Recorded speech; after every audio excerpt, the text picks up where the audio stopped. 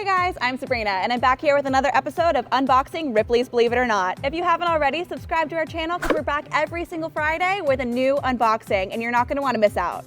You're also not going to want to miss out on today's episode because I'm introducing you to an artist that was actually discovered by Ripley's Believe It or Not. She's so talented, so quirky, and I just can't wait. So let's get unboxing. So, spoiler alert, what's inside this box is gonna be super epic. And I know this because it comes from Jean Ford of Orlando, Florida. And we've been working with her since 2013 when she won our Ripley's Strange Mail contest. So for almost a century, Ripley's has been getting some of the world's strangest mail.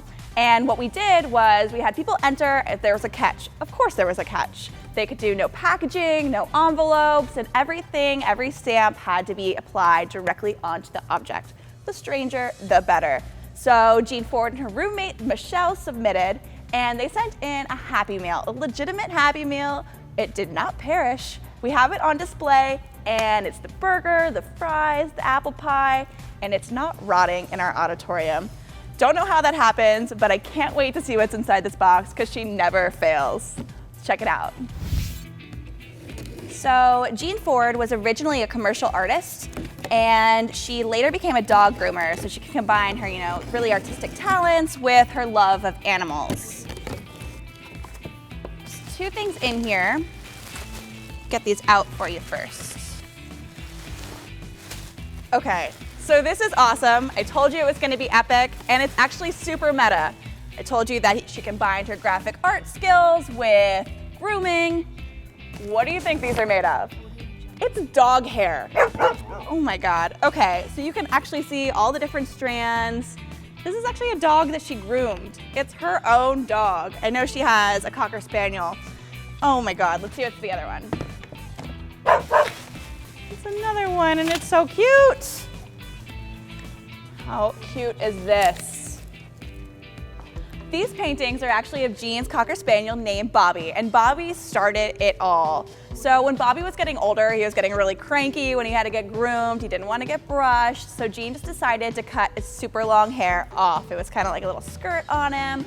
So when she had all that extra hair, those beautiful mounds of long, flowy dog hair, she didn't want to get rid of it. She knew some people turned it into yarn, but she wanted to be a lot more creative and figure out something else to do, and that's how these paintings were born. So the first thing Jean does is she washes and grooms the dogs and collects the hair. She puts it in a little plastic bag, and then she has to look for a reference photo, one that really shows the personality of the dog.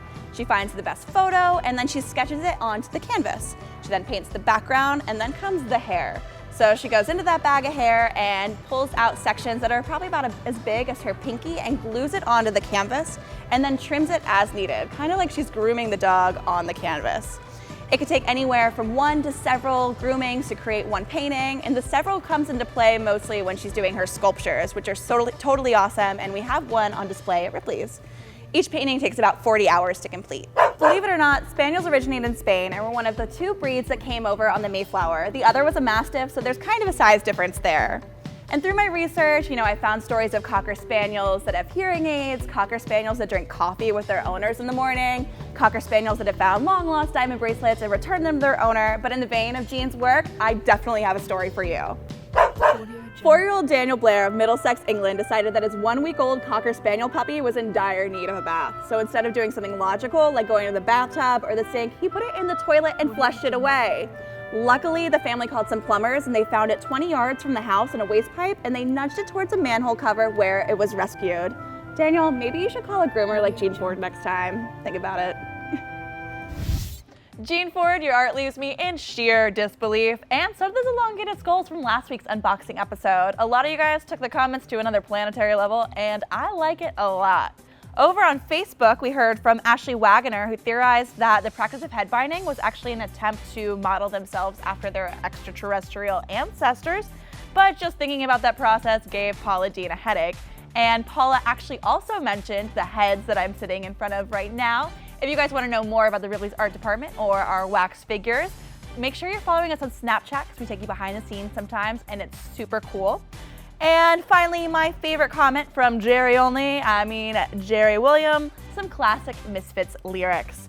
So thanks for watching, and don't forget to let us know if you thought this episode was barking mad or perfectly peculiar. I'll see you guys next week.